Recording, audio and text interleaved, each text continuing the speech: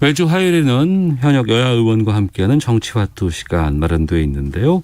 오늘도 변함없이 국민의힘 조혜진 의원 나오셨습니다. 안녕하십니까? 예, 반갑습니다. 조혜진입니다. 예.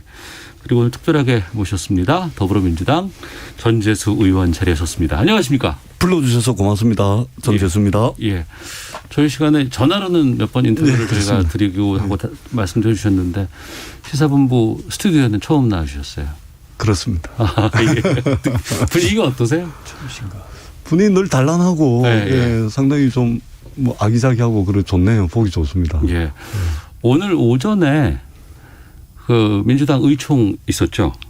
그렇습니다. 10시 반에 있었고 예. 제가 이 KBS 오는 문제 때문에 네. 16분 의원들이 발언하는 것까지 보고 예. 그리고 저도 이제 한마디 보태고 그래 지금 나왔는데 이제쯤 아마 끝났을 것 같습니다. 아, 이제 끝난 것 예, 같으세요? 예. 그러면 아까 나오실 때까지는 계속해서 발언들이 있었습니까? 16분 정도 발언을 했고요. 예, 예. 예결위 회의장에서 의총을 했는데 네. 문 열고 나오니까 기자분들이 저를 막 따라붙으면서 예. 묻더라고요. 그 첫 질문이 뭐냐면 예. 혹시 고성이 왔다 가지 않았습니까? 아, 그런 것부터 물어요? 그러니까 이제 내용보다는 네, 이제 네. 뭐 분위기 네. 고성이 왔다 갔다 하고 뭐 격렬한 뭐 이게 좀 있지 않았냐 이제 이런 관심이 아마 그런 데 많이 있는 것 같아요. 예. 근데 이제 16분 의원님들 발언 들어보면 그 고성은 전혀 없었고요. 차분하게 이제 논지들을 이제 그 말씀을 하시는 걸로 됐고 이게 뭐 세상이 뭐 난리가 난 게 아니지 않습니까? 네네. 그렇기 때문에 뭐 고성이 오고 가고 뭐 극렬한 대립이 있고 뭐 그런 것은 아니고 충분히 이제 하실 말씀들 다 하시고 또 당 지도부 송영길 대표님 끝까지 앉아 계시더라고요. 네. 최고위원들도 마찬가지고 그래서 이제 뭐 충분히 아마 들으셨을 테고 잘 결정을 하시리라고 저는 생각을 합니다. 예. 조혜진 의원님. 예. 그리고 의총 같은 거 열 때 고성이 오갈 정도의 상황이라면 주로 어떤 상황인 건가요? 이제 발언 내용이나 표현이 네. 좀 자극적이거나 상대방을 좀 기분 나쁘게 하는 경우 그런 경우가 아니면 네. 계파 간에 또는 뭐 어쨌든 집단 간의 이해관계가 아주 첨예하게 부딪힐 때 그럴 때 그런 경우가 생기죠. 예. 하지만 오늘 민주당 의총에서는 그런 분위기는 절대 아니었다고 생각하고. 이제 하나씩 좀 풀어보겠습니다. 대선 후보 경선 180일 이전에 이제 다 결정을 하고 결과를 내야 되는데 지금 상황에서는 그러지 말고 좀 더 좀 연기를 해서 뭐 여러 가지 흥행적인 측면이라든가 아니면은 방역이라는 측면이라든가 이런 부분들을 고려해 봤을 땐 상당한 이유가 된다고 봐서 연기하는 쪽이 이제 이 의총을 요구한 거 아니겠습니까? 상당한 이유가 아니고 중대한 이유죠. 중대한 이유입니까? 그리고 이것을 이제 여러 언론들이나 또 이런 데서 이게 마치 원칙을 훼손하는 것이냐. 뭐 이렇게 하는데 이거는 경선을 연기하든 경선을 연기하지 않든 이거는 당헌 당규에 근거가 다 있는 겁니다. 그러니까 이게 당헌 당규를 개정할 사항도 아니고 그래서 원칙을 훼손하는 문제는 전혀 아니다라는 말씀을 드리고 그다음에 무엇보다도 정치라는 것이 이제 살아 움직이는 생물 아닙니까? 그러면은 이제 정치 환경이 확 바뀌었죠. 정세가 확 바뀐 것이죠. 어떤 것 때문에 바뀌었을까요? 국면도 확 바뀌었습니다. 예를 들면은 지금 저희와 경쟁을 하게 되는 국민의힘의 30대 이준석 대표 취임해가지고 돌풍을 일으키고 있죠. 그다음에 민주당이 지금 현재 상황에서는 내년도 집권하기 상당히 어려운 정치 환경에 처해 있지 않습니까? 4.7 재보궐선거 등등 거치면서 그리고 민주당이 은행 불일치의 상징처럼 돼 있고 그렇기 때문에 이렇게 여러 가지 정치 환경이 변했으면 당헌 당규를 적극적으로 해석을 해야죠. 이게 정당이라는 것은 무슨 법 해석하듯이 엄격하게 해석하는 것이 아니고 바뀐 정치 환경 국면과 정세를 고려를 해서 굉장히 정무적 판단에 의해 가지고 당헌 당규를 해석을 하는 것이죠. 그것이 맞다고 봅니다. 그래서 충분히 이제 논의가 됐기 때문에 두 가지 길이 있습니다.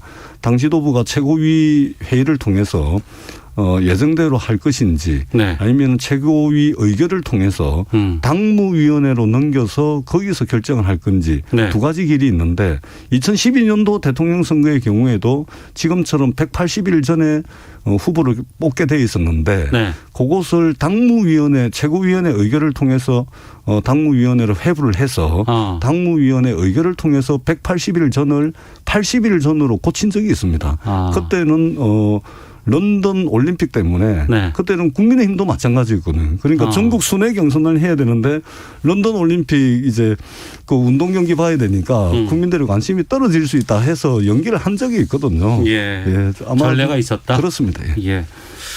4.7 보궐선거 결과 받아보고 나서 이 경선 연기 주장을 아무래도 현역 의원 가운데는 전재수 의원께서 가장 먼저 발표를 하셨던 그렇습니다. 것으로 예. 알고 있어서 경선 연기 쪽에 이제 입장을 저희가 좀 들어본 것이고요. 우리 조혜진 의원님 발언 시간을 제가 뺏어 먹어서 미안합니다. 민주당의 이런 경선 연기 이런 의총 상황은 어떻게 지켜보고 계세요? 지금 전재수 의원님 말씀하신 것처럼 그거는 원칙이냐 원칙 훼손이냐는 문제는 아닌 것 같고요. 네. 당헌에 어쨌든 상당한 이유가 있으면은 바꿀 수 있도록 되어 있는 거니까 이제 이 상황이 상당한 이유냐 하는 그 해석을 가지고 서로 이제 공론을 모아야 되겠죠. 네. 근데 보통 이렇게 규정에서 상당한 이유라고 하면은 좀 유연한 겁니다, 사실은.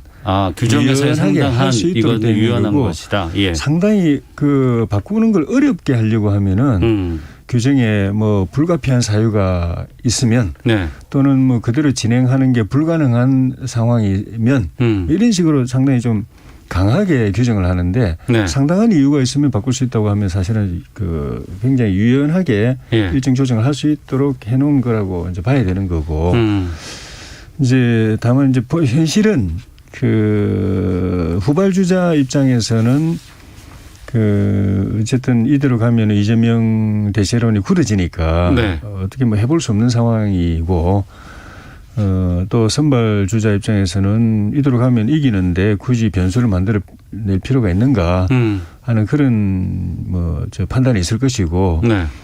어쨌든 이걸로 이제 민주당이 제가 볼 때는 이제 양론이 갈려 있는데 어느 쪽으로 결론이 나느냐가 결국은 민주당 내의 세력이 어디가 우세하냐를 보여주는 이 리트머스 바로미터가 될 수도 있거든요. 예, 알겠습니다. 그러니까 뭐 그대로 가면은 결국 뭐 이재명 사실 뒤집으려면 뒤집기가 사실 좀 더 힘듭니다. 5대5로는 안 뒤집어지고 6대4나 7대3 정도가 힘이 좀 많이 쏠려야 이 상황을 당헌 의결을 고칠 수 있다는 5대5면 거니까. 그냥 가야 되는 것이고 6이나 7까지 가야 되는데 이제 그런 걸 확인하는 과정이 아닌가 싶어요. 의총이나 이런 것이 5대5냐 6대4냐 이런 걸 확인하는 과정인 것 같고 그런 과정을 통해서 이걸 변경해야 된다는 의견이 6이나 7까지 안 가면은 송영길 대표나 지도부도 그걸 바꾸는 게 아마 무리가 아닐까 하는 생각이 들어요. 그럼 오전에 발언 16명 듣고 나오셨다고 하셨는데 전반적인 그 새 분위기는 어땠어요? 일단은 시작을 하면서 이제 찬성하시는 분 2분, 네. 반대하시는 분 2분, 이렇게 말하자면 기소발제 성격의 욕을 듣고 네 분이 듣고 이제 자유 발언이거든요. 그러니까 그 4분 빼고 12분 중에서는 대개 이제 경선 연기 쪽이 좀 많았던 것 같습니다. 아마 훨씬 많았던 것 같아요. 네. 그래서 아마 이재명 지사님 쪽의 의원들께서 뭐 충분히 이야기할 수 있도록 경선 연기를 주장하시는 분들 충분히 이야기할 수 있도록 배려를 해서 그랬는지 어떻는지는 모르겠습니다만은 일단 경선 연기를 주장하는 의원들의 의견 제시가 좀 훨씬 많았습니다. 그렇군요. 제가 볼 때는 후보 간 말고 후보 간은 이제 이해관계가 엇갈려 있는데 그냥 당 차원에서 보면은 이대로 가면 사실 흥행은 안 되는 거거든요. 그냥 뭐 대세가 굳어질 가능성이 많기 때문에. 거기다가 그냥 밋밋하게 9월 달에 이제 후보가 큰 감동 없이 이 감동이란 거는 흥행이란 거는 표를 모으는 과정이거든요. 표에 플러스 알파가 없이 그냥 후보가 정해지고 그다음에 저희 후보 정해질 때까지 2달을 그냥 기다려야 되고 그 2달은 국민의힘의 시간이 되거든요. 야당의 시간이 됩니다. 초점 이쪽으로 다 쏠리고 후보를 정해놓고 사실 민주당 후보는 그냥 사실 뭐 활동해도 주목받기도 어렵고 그냥 아주 심하게 말하면 2달을 그냥 까먹어야 됩니다. 그런데 그 한 두 달 동안의 야권은 이제 그 드라마틱하게 가가지고 11월에 후보를 선출해서 그 후보가 민주당 후보하고 여론조사를 했는데 팍 격차가 나버렸다. 그럼 그게 야당이 대세로 가버릴 수 있습니다. 조혜진 의원님은 지금 말씀을 딱 들어보면 민주당 경선 연기하세요라고 좀 약간 조언해 주신 느낌이 좀 드는데. 그냥 이분은 저는 이해관계가 없기 때문에. 일반적으로 아마 상식적으로 봐서 아마 조혜진 의원님께서 말씀을 하시는 것 같고 상식적으로 봐도 그렇죠. 정치라는 것이 경쟁하는 상대가 있잖아요. 최근에 이제 이준석 돌풍 이후에 최근에 온라인상에서 버즈량을 보게 되면 민주당하고 국민의힘하고 10배 차이 이상 납니다. 네. 민주당 기사가 거의 없어요. 압도당한 것이죠. 네. 대선 후보 경선 과정도 마찬가지입니다. 지난번에 4.7 재보궐선거 국민의힘 당대표 선거 때도 보면 경선이 흥행을 하니까 민주당은 언론에서 사라져버리거든요. 네. 언론에서 사라지는데 국민들의 관심을 받을 수 있겠습니까?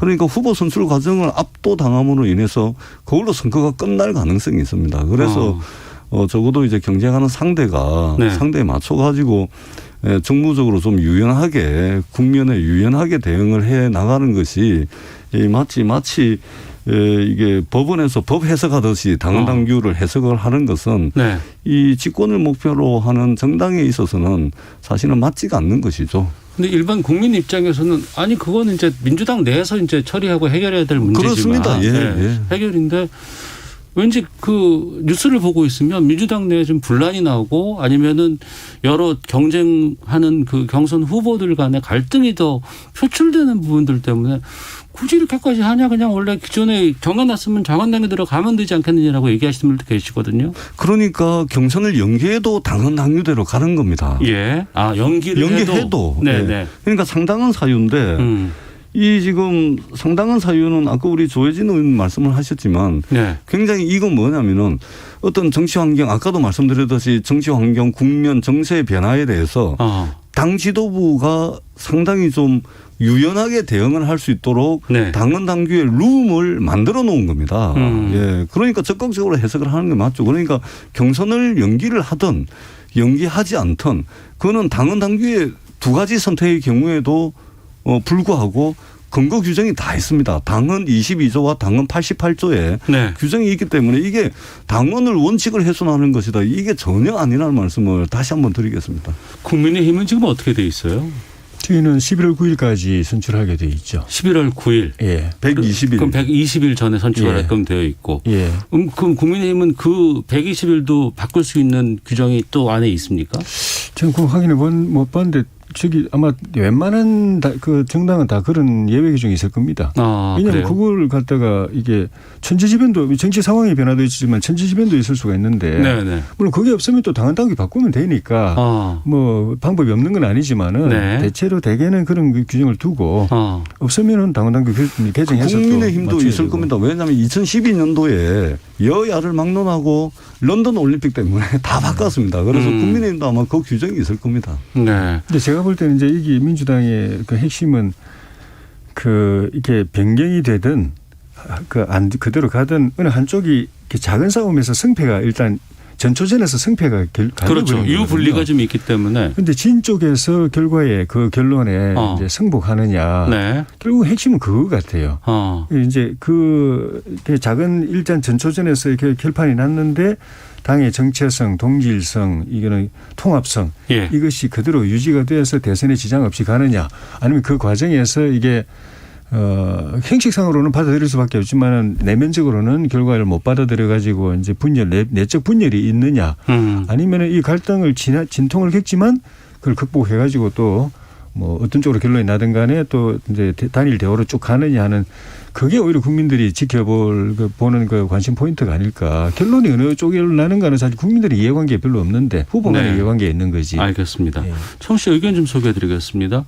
전재수 의원님 나오셨다고 하니까 또 지역구민이신가 봐요. 김동호 의원님께서 우리 지역구 전재수 의원님 화이팅합니다라고 의견 주셨고 장순태님은 당리 당략에 따라 유불리에 따라 그때그때 바꾸면 안 된다고 봅니다. 원칙을 지켜야 한다고 봅니다라는 의견도 주셨습니다. 여기에 대해서 5011님은 변화무쌍한 정치 일정을 당헌당규로 일자를 고정한 것은 잘못된 거라고 봅니다라는 의견도 좀 주셨는데 그렇다고 한다 그러면 국민의힘은 120일 전으로 이렇게 정했었는데 왜 그럼 민주당은 당원 단계로 180일을 정했을까? 그때 정한다고 그걸 원칙으로 한 이유가 있었을 거 아니겠습니까? 그러니까 그것은 크게 중요한 것이 아니고요. 예. 왜냐하면은 예외 조항을 뒀기 때문에 네. 그리고 다시 한번 말씀을 드리는데 예외 조항을 둔 것은 뭐냐면 당 지도부의 유연한 정무적 판단에 따라서 예. 선택의 룸을 여지를 마련해 둔 것이거든요. 그래서 그게 180일이 됐건 120일이 됐건 그것은 별로 중요한 것이 아닙니다. 그리고 자꾸만 이제 원칙 또 이 말씀을 하시는데 네. 다시 한번 말씀을 드리지만 원칙의 훼손이라든지 이 문제 당헌 당규를 예를 들면 4.7 재보궐선거 할 때는 당헌을 바꿔야지만 후보를 낼 수가 있었습니다. 예. 그때는 당헌을 바꿨죠. 당헌 개정을 했습니다. 예. 전당원 투표를 통해서. 그런데 이거는 당헌을 바꿔야 될 문제가 아니라는 말씀을 다시 한번 드립니다. 알겠습니다. 알겠습니다. 그건 그리고 그거는 그 민주당이 그렇게 규정한 걸 보고 나서 우리가 그 뒤에 뽑는 걸로 규정을 한 건지 네. 아니면은 우리가 먼저 해놨는데 네. 민주당이 그보다 앞당겨서 한 건지 예. 아니면 서로 신경 안 쓰고 각자 그냥 편리한 대로 한 건지 그건 뭐 다를 수 있습니다. 그건 한번 좀 확인해보고 찾아봐야 될 것 같습니다. 뭐 저 당에서 언제 뽑던 우리는 이 당이 이때 뽑는다 뭐 그렇게 갔을 수도 있는 거죠. 그러네요. 그러면 오늘은 표결 같은 걸 통해서 뭔가를 한다거나 뭐 이런 건 아니죠? 그렇습니다. 의원총회가 이 문제를 표결을 통해서 결정할 수 있는 권한이 없습니다. 네. 예, 이것은 이제 그냥 오늘 의견을 전반적인 의사를 타진해 보고 그렇습니다. 그러면 오후에 최고위원회의가 있다고 하는데 거기서 그럼 결정이 날 수 있을까요? 그러니까 두 가지 길이 있습니다. 네. 그러니까 의원총회를 통해서 의원들의 이야기를 지도부가 들었잖아요. 네. 그리고 오후에 최고위원회의를 열 겁니다. 그 최고위원회의에서 경선은 180일 전에 후보를 선출하도록 하게끔 돼 있는 그 룰을 따르기로 했다라고 결정을 할 수도 있고 네. 의원총회 분위기를 보니까 이게 그냥 최고위에서 결정할 만한 문제가 아니고 당무위원회에서 결정하는 게 더 좋겠다라는 판단이 든다면 네. 최고위원회 의결을 통해서 당무위원회의 경선 시기를 회부를 합니다. 네. 그러면 당무위원회에서 경선 시기 문제를 결정을 하게 됩니다. 그러니까 두 가지 선택 사항이 있는 것이죠. 전당원 투표에 회부하는 건 가능하지 않은 겁니까? 그럴 수도 있습니다. 그럴 수도 있는데 일단은 상당한 사유가 있을 때는 당무위원회 의결로 할 수 있도록 이제 당헌 22조에 규정이 돼 있기 때문에 네. 일단 당무위원회로 넘어가고 당무위원회에 대한 규정은 당헌 88조에 있는데 요 당무위원회에서 전당원 투표에 붙이자. 그러면은 이제 전당원 투표를 할 수도 있겠죠. 당무위원회는 어떻게 구성되어 있습니까? 당무위원회는 지금 현재 제가 한번 확인을 해봐야 되겠습니다만 이전에 보면 이제 100인 이하로 구성을 하되 지도부의 당직자들 또 이제 광역 단체장 그다음에 기초 단체장들 또 국회의원 일부 뭐 이런 식으로 해가지고 당내 주요 인사들로 해가지고 당내 주요 인사 100명 규모 그렇게 돼 있습니다. 알겠습니다. 근데 그럼 하나만 더 확인하고 이제 좀 잠깐 좀 쉬었다 올까 하는데. 후보 간에 여러 가지 유불리가 있을 것이고 나는 이쪽이 바람직하다 나는 아니다 이건 받아들이기 힘들다라는 경우가 있을 텐데 어느 후보가 이건 난 받지 못하겠다 이렇게 결정하면 어떻게 되는 겁니까? 그러지는 않을 겁니다. 이제 그런 것들을 이제 걱정하시는 분들이 계신데요. 네. 지금 민주당의 대선 후보가 되고자 지금 나와 계신 분들 중에 전통적 의미에서 민주당의 가치와 노선에 울타리 바깥에 계신 분은 한 분도 없습니다. 그러니까 지금 이제 경선 시기를 놓고서 여러 가지 이제 논의가 이루어지고 있는데 이것은 어느 후보 진영이든 간에 민주당의 가치와 노선을 정책으로 실천하기 위해서 필요한 집권을 위한 논쟁이지 이것이 뭐 내가 아니면은 절대 안 돼. 반드시 내가 돼야 돼. 뭐 이런 것은 전혀 아니라는 말씀을 드리고 후보가 누가 되든 간에 민주당의 가치와 노선 그 안에 있기 때문에 집권을 위해서 원팀이 될 것이다.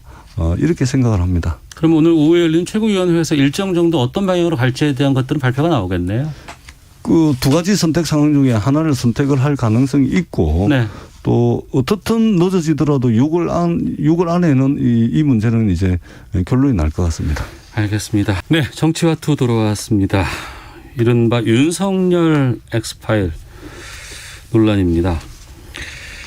이준석 대표는 윤 전 총장에 대한 사퇴 압박이 있었던 만큼 문제가 될 만한 내용이 있다면 문재인 정부가 이미 문제를 삼았을 것이라면서 사실이 아닐 것이다 이렇게 주장을 했고, 하지만 뭐 오전에 뭐 시사 프로그램 관련해서 아니면 여기저기서 지금 이 엑스파일 관련된 논란들 또 의견들이 충돌되고 있습니다. 또 공감과 논쟁 장성철 씨가 또 관련돼서 또 어떤 페이스북에다가 글을 남겼다가 또 파장이 또 커지고 있는 상황이고, 조희진 의원님 이거 어떻게 보고 계세요? 뭐 별 시덥지 않은 일 같아요. 시덥지 않다는 건 어떤 뜻이죠? 내용 없는 일 가지고 이제 불난 집에 호떡집에 불난 것 같은 그런 네네. 반응이다. 물론 이제 그 현 시점의 여론조사상 여야 통틀어서 거의 1위로 나오는 후보에 관련된 일이니까 그것 때문에 좀 그 일화성이 있어가지고 그 좀 과장된 반응이 나오기는 것 같은데. 네. 그 평론가가 이야기했던 그 파일에 무슨 좀 뭐 대단한 내용이 있을 거라고 전혀 생각하지 않습니다. 그게 있었으면은 우리 이준석 대표 이야기처럼 그거 가지고 진작에 윤석열 총장은 날아갔고 네. 대선 후보로 등장하지도 못했습니다. 네. 우리가 쭉 지켜봤지만은 그 윤석열 검찰총장이 갑자기 대중적으로 부각되고 대선 후보 반열에 오르고 지지율이 올라간 그 과정이 보면은 네. 윤 총장이 뭐 자기가 그 저기 스스로 뭘 해가지고가 아니라 정권이 그게 죽이려고 하는 걸 갖다가 그걸 버텨낸 데서 그 생겨난 결과거든요. 예. 그 과정을 우리가 한 1년 동안 지켜봤지만은 뭐 그 윤석열 총장 손발 다 자르고 예. 또 친문 검사들 그 대검의 부장들로 해서 포진해가지고 포위시키고 정치권에서는 민주당 중심으로 나가라 계속 압박하고 안 되니까 추미애 장관이 뭐 또 징계도 무리하게 또 편법 동원해서 징계도 해봐도 또 안 되고 네. 뭐 꼬투리 잡아서 수사하고 기소하려고 해도 또 안 되고 그런 과정을 보면서 이게 참 여군이 한 방이 없나 보다 저는 어떻게든 날려보내고 싶었는데 저렇게 딴 방법을 해도 안 되는 걸 보니까 한 방이 없나 보다. 또 역설적으로 윤 총장이 그만큼 이 좀 결점이 약점이 잡힌 게 없나 보다. 라는 생각을 그때 이미 제가 굳혔어요. 그러니까 지금 뭐 누가 평론가가 뭐 파일 봤다 가지고 있다고 이야기하는데 좀 빨리 좀 공개했으면 좋겠어요. 계속 저 가지고 내용 공개 안 하면서 뭐 몇 장이다 뭐 내용이 구성이 어떻게 돼 있다 뭐 언제 만들어졌다 이런 말로 그냥 연기 피우고 하는 거는 전 자가 발전이라고 봅니다. 그 사람 개인의 자가 발전이라고 봅니다. 그런데 이 장성철 씨 같은 경우에도 야권에서 활동했던 인물이잖아요. 예. 네. 그러니까 김재원 최고위원이 우리 아군에 터진 수리탄이라고 그러는데 저는 하는 행동을 보고 아군이라고 생각하지 않습니다. 그래요? 그러니까 우리 보수의 참 부끄러운 부분이 그런 부분입니다. 보수의 부끄러운 부분. 그런 부분이 평소에는 보수가 어쩌고저쩌고 하지만은 자기 이해관계가 걸리면은 자기의 중심입니다. 네. 그래서 이 전체 이쪽 진영이라고 해야 되나? 보수 가치를 무너뜨리는 일을 개의치 않아요. 자기만 뜨면 되니까. 자기만 출시하면 되니까. 실체가 없는 것이고 또. 그 대표적인 게 교육감 선거입니다. 교육감 선거 때 나 보수 교육감 후보라고 나왔는데 진보 진영은 몇 명 나오지도 않고 그나마 하나로 다 달려 하는데 이쪽은 끝까지 다 나가버려요. 그래서 표로 하면은 진보 교육감이 한 30몇 %밖에 못 얻고 이쪽이 한 60, 70% 얻는데 다 져버리잖아요. 저도 개의치 않아요. 진짜 보수 가치를 중시하는 교육감 후보라면은 단일화 해야죠. 알겠습니다. 그런 행태가 우리 보수의 좀 부끄러운 부분인데 저는 지금 이것도 결과적으로는 우리 정권 교체의 유력한 희망인 중에 한 사람인데 내용도 없으면서 공개도 못하면서 흠집만 내잖아요. 그 대신 자기 이름은 갑자기 그냥 모르던 사람이 자기 이름 알려지고 유명인사 되고. 알겠습니다. 그렇게 이제 보고 계시다는 것이고. 전재수 의원께서는 이 엑스파일 논란 어떻게 지금? 어떤 엑스파일이 있는지 없는지 어떻게 입수를 했는지 내용은 어떻는지를 일단은 떠나서 우리 조혜진 의원님 말씀대로 장성철 소장이라는 이분 김무성 의원 보좌관 출신이신데 보수 진영에서 활발한 논객으로 활동을 하셨는데 제일 떤 사람은 장성철 소장입니다. 그러니까 윤석열 총장이 떤 것도 아니고 제일 떤 사람이 이제 장성철 소장인데 제가 볼 때는 아마 이제 윤석열 총장이 야권 내에 유력한 후보로 많은 지지를 받고 있기는 하지만 네. 국민의힘 내에도 여러 후보들이 계시거든요. 뭐 홍준표 의원, 원희룡 의원 뭐 많은 분들이 원희룡 있는데 지사, 지사, 네. 그 하태경 의원도 있고 많은 분들이 있는데 이분들이 마냥 그냥 윤석열 총장이 지지율 고공행진하는 것을 좋아하겠습니까? 예. 절대 그렇지가 않죠. 특히 국민의힘 같은 경우는 지금 내가 이 국민의힘의 대선 후보가 되면 이 대통령 될 가능성이 많다. 네. 지금 이런 거 아닙니까? 국민의힘의 이제 집권 가능성들이 이전보다는 많이 올라왔기 때문에 그러니까 그 내부의 무슨 알력 관계나 네. 권력 관계 뭐 이런 걸 통해 가지고 내부의 어떤 권력 투쟁이 벌어지고 있는 거 아닌가. 저는 이제 그렇게 보고요. 이것을 이제 민주당을 향해서 공작 정치한다. 정치 공작이다. 이래 이야기를 하는데 네. 이 경상도식으로 표현하자면 저거들끼리 싸우다가 와 우리 보고 그러노. 이렇게 표현을 할 수 있거든요. 예. 장성철 씨 보수 진영 사람이잖아요. 이분이 이제 폭탄 터뜨렸는데 네. 느닷없이 저희들 보고 이제 정치 공작한다 이야기를 하거든요. 그래서 이것은 이제 그런 이제 아마 역학관계 속에서 좀 나온 일이 아닌가 그렇게 보여집니다. 그러니까 장성철 평론가가 뜬다고는 하셨습니다만 어찌됐건 간에 윤석열 전 검찰총장에 대한 내용들이 지금 논란이 되고 있는 부분이기 때문에 윤석열 전 총장 측에서는 뭐 대응하지 않겠다 뭐 이렇게 밝히고는 있거든요. 그런데 이것만으로 이게 해소가 될 것인가, 가만히 있으면 해소가 될 것인가라는 궁금증도 좀 있고, 또 이번에 또 그 대변인조차 교체가 되는 상황에서 이게 좀 터져가지고 어떻게 대처를 해야 한다고 보세요? 일단 이 사안에 대해서는 가만히 있으면 됩니다. 가만히 있으면 되는 내용이 될까요? 안 나왔기 때문에. 예. 그런데 내용이 안 나올 수 없을 걸로 봅니다. 예. 그 평론가가 이 뭐 세상 완전히 뒤집어놨잖아요. 자기만 봤다는 거잖아요. 예. 국민들한테 안 보여주고 있잖아요. 근데 자기가 봤더니 뭐 윤미향하고 조국이를 합쳐놓은 것 같더라 뭐 이야기하고 이 내용이면은 말하자면 윤석열은 끝났다 이런 식으로까지 이야기했거든요. 국민을 향해서. 예. 근데 국민들한테 보여주진 않고 그럼 국민들은 저 사람 우리 국민이 눈으로 확인도 못했는데 장아무개라는 저 개인 패널이 이야기하는 거 보고 그 이야기 듣고 그 윤석열이 되니 안 되니 판단해야 되느냐. 우리 국민들 그런 국민들 아닙니다. 그 반드시 까라고 그럴 겁니다. 그 며칠 계속 하루 며칠만 더 그런 식으로 공개를 안 하고 막 변죽만 울리고 연기만 피우면서 자기 이름만 알리면은 이 여론이 가만 안 있을 거예요. 그럼 가만히 대응 안 하고 있으면 공개 못할 것 같으면 사과하고 무릎 꿇고 사과하고 물러나든지 잠적하든지 아니면 공개해야 됩니다. 공개하면 그때 내용 보고 윤석열 총장 뭐 사과하고 물러나면은 뭐 더 이상 이야기할 것도 없고 공개했을 때 이게 그 심각한 팩트가 있다. 그러면 이제 그 내용을 가지고 판단을 해야죠. 알겠습니다. 공개 전까지는 뭐 굳이 대응할 가치가 없다.